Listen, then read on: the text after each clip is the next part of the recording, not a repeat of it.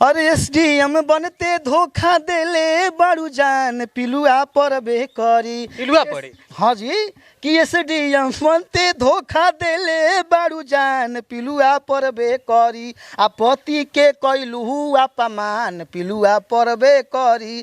पति के कैलू अपमान आप ऐसा गाना लिखे पिलुआ पड़ी। एसडीएम बननी तो के रानी हो, एसडीएम बननी तो के रानी हो, तू तो फेर देलू असर पे पानी। जवानी तोहर जर जाई कि मर की पर जाई। जवानी तोहर जर जाई कि मर की पर जाई। अरे नया चुन ले लू प्रेम के निशानी हो, नया चुन ले लू प्रेम के निशानी। अब हमारा से करो न कानी। जवानी तोहर जर जाई कि मर की पर जाई। ये हम आलोक भैया खाती गए बनी, आलोक मौर्य खाती ज्योति मौर्य पे आलोक मौर्य के तरफ से गए। जी हाँ, कि मतलब उनकर फीलिंग गए बनी कि काहे ऐसा बेशरम ऐसा काम कैलू कि इतना लगन से तारा पढ़नी लिखनी आ तू हमारे संगे धोखा कर देलू। बाहर ज्योति बा ठीक न।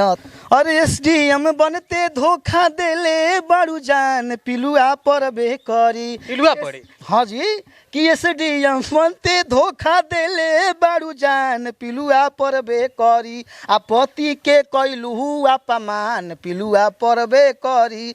पति के कैलू अपमान। आप ऐसा गाना लिखे पिलुआ पड़ी? कौन सा गाना है ए मत ये कौन सा चीज है कि तू इतना बड़ पद पर बोला कि हम ताक जानते नहीं। ये धोखा में शादी किया, ये कौन है? तुम नौटंकी करते अच्छा, हम नौटंकी करते खराब है। ताली दोनों हाथ से बजेला। पिलुआ पड़े ऐसा गाना लिखिए। अरे तभी तो छोट शब्द लिख देनी, ओकरा से बड़ा बड़ा शब्द खाती हूँ। मैं दुनिया को रोग हो जाए। धोखा दे दी तो पिलुआ तब का काहे ना हो। हर मान लीजिए कि आप हमारे साथ धोखा आप सुखी से रहेंगे। हमारा के कुहका के तू खुश रहबू, कभी जिंदगी में खुश ना रहबू। हम लोग मोर एक सपोर्ट बनी ठीक ना। ओकर रोआ टूटी तो रोआ पड़ी। आगे और का है इसके? ठीक ना। नीचे लिखे हैं देखिए, अंतरा बहुत खूबसूरत लिखा हूँ। मेहनत मजदूरी कई के तोह के पढ़नी, तोहरा नजर में हम गधा हो गईनी। आ मेहनत मजदूरी कई के तोह के पढ़नी, आ तोहरा नजर में हम गधा हो गईनी। आ दूसरा नु अफसर संगे काट तारू चान पिलुआ परबे करी। आ दूसरा नु अफसर संगे काट तारू चांद पिलुआ परबे करी। आ पति के करह अपमान पिलुआ परबे करी। ज्योति तू बारू हायवान पिलुआ परबे करी। ए तरी डायरेक्ट सा पजला मुँह पीछे ना पीठ पीछे ना आवत तार डायरेक्ट कहतनी तार दुनिया के मैं रोक धली से तू करबू तो अपन रहन बदलत ना तार के भगवान तार के बदल दिया।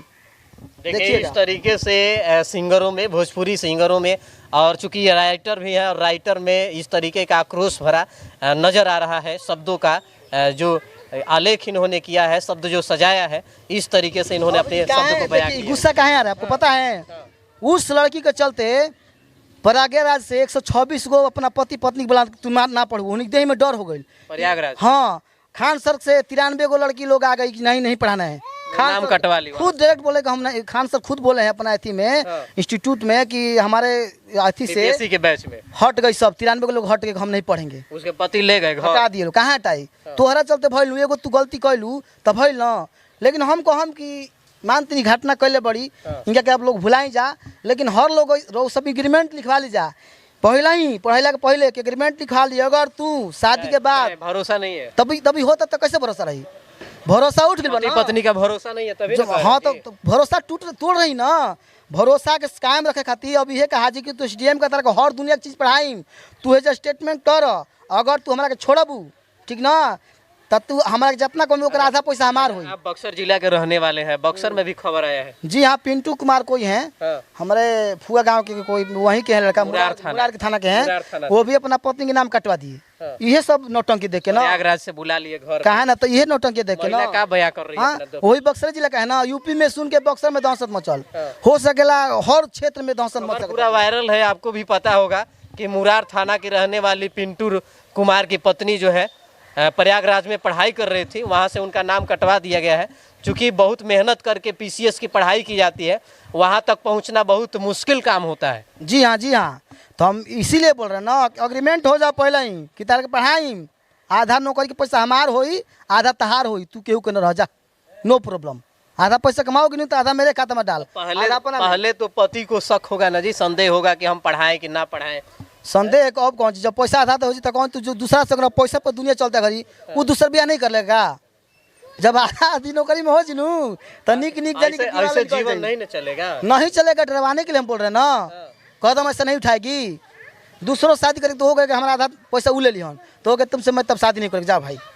उसका भी डर होगा ना कि आधा पैसा वो ले रहे हैं, इससे डर होगा ना तो डर तो खत्म नहीं। एकदम साफ चलो हम कमाई हम राजा बनो। ये संदीप शेरपुरी जी हैं, इन्होंने अपनी व्यक्तिगत राय प्रस्तुत किया है।